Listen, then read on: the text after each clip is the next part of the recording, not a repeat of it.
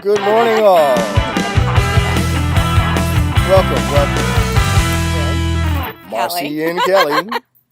Marcy and Kelly. I am, of course, Kelly A. Watts, and this is Marcy Lambert-Pellegrino. my partner in spirit and crime. Yes, indeed. How's everyone doing today? It's nice. As you can see, we switched locations to outside. Yeah. We got a nice little water behind us, so you can take a look. You can see a little bit back there. I hope there's no gators. No. Yeah, well, we got a nice little retaining wall right there. And there is a pipe there, so I don't know. You never know. You never exactly my point. You never know. But we wanted to give a different energy sense. As we said before, when you're around water, you have a lot of different energies that are present. And then this is also a very natural environment. I don't know if you can even hear the wind, but I can feel it. I'm letting it pour over me. Well, it's not hurricane winds, so probably. No, we don't want those. We don't want those. And by the same token, water, we don't want the flooding. Our folks that are in Louisiana that are going through it right now. Oh my God. I'm feeling bad for you. Please. Totally. Send some positive energy and some healing energy to them. They need it. It's awful. I hate natural disasters like that. Yeah. I mean, I know they're inevitable again, like change, but it's funny. I always say, the nature has a way of fighting back. I know. And restoring that order. We as human beings tend to think that we can kind of put things in a way that we want. Egocentric, When in actuality, the world, the planet's been here a lot longer than we have. Yeah. It has evolved. It is a living entity as well.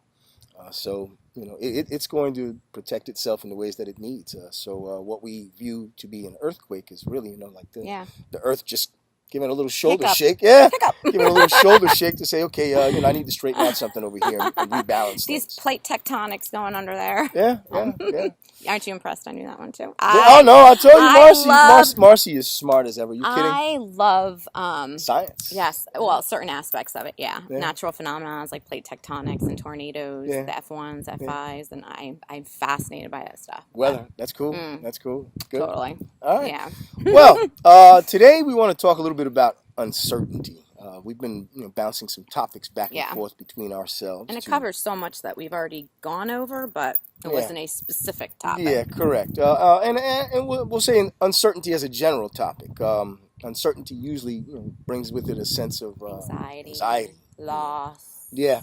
I mean, there are a lot of other issues that come about from this dealing with the unknown. Yeah, so if it's like uncertainty with jobs or uncertainty with someone you care about or uncertainty about... I mean, I think as people, as human beings, it fits our base need of stability. Yeah.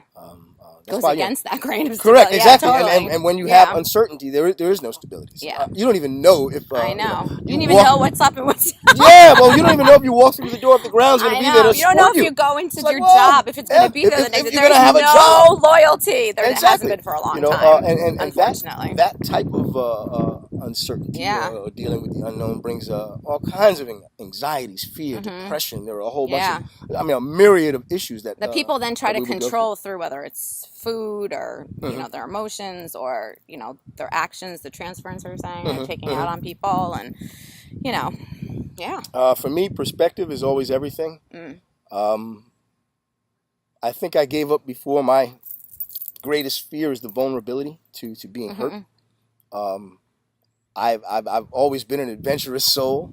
And that has not changed in my adulthood. I have become a lot wiser, so I may not leap as readily as I did before. I was a little impetuous guy, but I still view the unknown as an adventure. Yeah, I think that's a really great way if you can take that and view it that way. That, and I also look at it as, it's risky, it's daring. And I'm putting myself out there, but I expand. Without a little risk, there you go. It's so boring. I expand my comfort zone every time I do that. Yeah, that's true. The comfort zone is huge to growth. Even if there's smaller leaps and not these huge ones, because I don't know, you feel like you need to, but whatever helps you grow. I remember when I first got into theater, really got into theater. I didn't know you were in theater. Yeah, I like to act. Just when I thought I knew it all. Some directing as well. I do some screenplay writing too. You do screenplay writing? Yeah. Oh my God, because I work in the... Well, you already know that. The arts, period. I didn't know that. Music. I used to play the French horn. Arts, I've always been the biggest fan of that. It's like the way of channeling all your anxiety. Yeah, that's your creativity side. Some people do football, other sports. Yeah. Some people do Yeah. music. Well, Yeah. you know, it's all along the art side too. Yeah, correct. Yeah. But when I first got into that, I was nervous about going on a stage Well, that's what Bryson's. in front of Bryson's in so front of fearful all of the that. people. Mm-hmm. So for me it was easy. I just took my glasses off Oh. because I can't really You'd see. have to picture them naked. Too far. I'm like, yeah, no, I can't see too far anyway. And in stage direction, you know where to go. You know what spots to stand in. You For know how when to do long. what. But yeah, so it was no problem. But the thunderous applause, the adulation from the people who know me, my peers, to get that and receive that, and to be able to take my little bow and then have people come up to me afterward and talk, oh wow, you were so good, that was great. I said, man, I love this. I gotta do this some more. Now I'm like, man, but that expanded my comfort zone. Just taking that risk expanded my comfort zone. I mean, like, what's the worst that can happen? Someone's gonna think you suck. I mean, really? I know it comes with age, but I mean, that acknowledgement of like someone may think you stink. And what's the worst that can happen? No one's gonna croak because you're on stage. No, you're not gonna get an illness because you're on stage. At it's worst, just your personal fear inside. There you go. At worst, I may actually fall on my face and do a funny job. But that's okay. That's how you. That's okay. As long as I don't really hurt myself. And the way you pick it up. Yeah. You have an ant on your glasses. Oh, I do? I'm wondering what that is. I'm like, hey, something is. Don't you love the nature? And you got to go with it. You got to go with it. I know.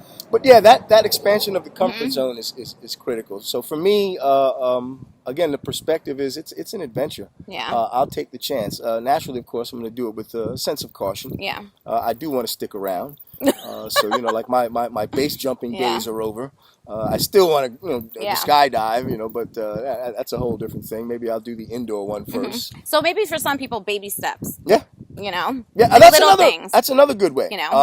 Try little things. Yeah, little things that would be out of your comfort zone. Little small changes. Some people are so neurotic, they have like a list of things they have to do, and that's okay. And then that list, they can't deviate from that list because they have to get this done. So, I mean, I guess you could always try to add something in there spontaneously that you would not normally do. Yeah. Little things. Other people, those little things are quite bigger things. So. Yeah, that fluidness of being able to stick to the with list. The change, and too, then, be able to change up evolve and adapt. With that. You have to have that because it's great to have a plan A, plan B, because then plan you'll be C. like, why didn't everything go my way today? There you go. How come everything didn't go according to this outline? Move with it. Yeah. Well, life is kind of like that. It doesn't go according to the plan, absolutely. Especially our Nothing plan. does. I mean, it has a plan. I know. If you can get in sync with the universal plan, if you combine a room of everybody with their plans, right? Nothing would go the same because this person would want to do something and hang out with this person, and this one person would want to be done by this time, and this person wants to be done. I mean, it'd just be like, it wouldn't make any sense. Yeah. Nothing would jive. There we go. So into high entropy. Yeah, and I'm not clapping anymore because I know I can say that. High entropy. We don't want that. Or the kind that we bring on ourselves. But anyway. I guess when you're faced with that uncertainty and the anxiety of it, physically, I'd also tell you to take a step back. Yeah, like perspective. I usually say I take a step back and dig myself. The change of view. Yeah. Or even just a moment, the brief pause to stop and reassess. You got to make sure you have an accurate assessment of what is actually going on. Because everyone has their different, when we were talking about before, perspective.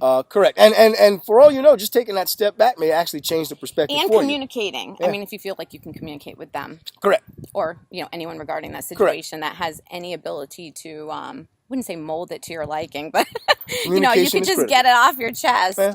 Communication is critical, as we talked about in the last episode with your experience. I love the title. I had another one this morning. The experience. No, I'm not going to go into it. This woman, she was really nice. She Facebooked me out of nowhere, and she said, "Are you a psychic?" And I'm like, "Well, I'm not the." Or, how you say what everyone thinks is stereotype of a psychic. Like I'm more not of like Miss Cleo. Yeah, no, I'm an empath and medium, and I don't reach out to them. They come to me. But she's like, can you tell me X, Y, Z? And I said, listen, I don't normally do this, but I'll try. And I guess it was right. So, but again, I don't reach out to them. They all about the energy. Come to me, yeah, all about the energy. You create the space. Yeah. And they respond. Yeah. In turn. Yeah. Yeah, pretty much. Yeah, that's a lot of uncertainty for you right there. Yeah. It's so funny because we were talking about that Nike metaphor. Yes. Remember about the store and everyone knows that you're, empath or whatever. They come running at you. I have a friend of mine's like, I still don't know what you're talking about. I'm like, I don't know how much I could say. So just to clarify it, pick your worst day ever, like your worst day, and like compile it by like 10, times it by 10. That's what it's like. Yeah. Okay. That's it. I mean, It's I can't. I just think about, I'm not a shopper. Like, I go to Neither the am I, supermarket but- with a list. If it's not on the list, I'm not getting it. I'm Oh, sorry. mine's everything not on the I'll, list. I'll grab a few binge items every now and then. I have my little favorite things that I like to pick out, so I'll do that. But beyond that, no, it's not. I definitely don't window shop and all that. Yeah. I go straight to. So going You to an got what I'm outlet saying. store or something like Yeah. that. No. Yeah, but you got what I was saying. My friend was Exactly. like, And that's what it's like. he's like, there's It's like, you are did did do a kidding? bunch of awesome metaphors. It's like I was Black oh Friday my at God. what's I know. it, Best Buy. What the hey, man? One of my come on. best friends back in Connecticut, we're still best friends. We used to do the whole like Black Friday thing. I mean, I can't believe I did that. I did it once, and I'm like, I'll never do it again. Mm-hmm. Plus, I don't like the way these stores make people and these poor moms and dads that have to like cook for their families the next day and everything like that. When it comes to like the Thanksgiving, the Thanksgiving thing. So I'm like, I don't like that. But anyway, sorry. That's all right. That's all right. Hey, as you see, we still have fun. Yeah, totally. We want to make sure we continue to hear from you. So, what's our Gmail again? PositiveEnergyPodcast@gmail.com. And the other thing is, I guess subscribe on YouTube as well as SoundCloud. Positive Energy Podcast. I'm like, I always giggle. Go ahead. I guess the big question is, how do you handle uncertainty? Like, I know, for me, long story short, I like listening to music and I like doing creative, but sometimes I just have to, believe it or not, clean.